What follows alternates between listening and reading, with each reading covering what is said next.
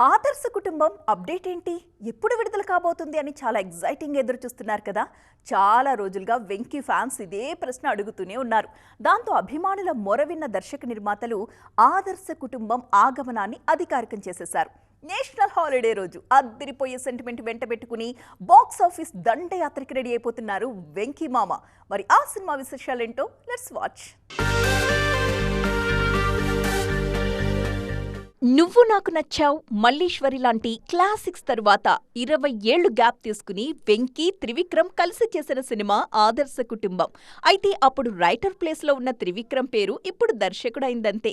రచయితగా వెంకటేష్కి మరచిపోలేని సినిమాలిచ్చిన గురూజీ డైరెక్టర్గాను అదే మ్యాజిక్ చేయాలని చూస్తున్నారు. గుంటూరు కారం తర్వాత ఒక భారీ సినిమా అనుకున్నా అది ఆలస్యం అవ్వడంతో అనుకోకుండా వెంకీ వైపు వచ్చేశారు త్రివిక్రమ్. సైలెంట్ గానే మొదలైన ఆదర్శ కుటుంబం అంతకంటే సైలెంట్ గా షూటింగ్ కూడా పూర్తి చేసుకుంది.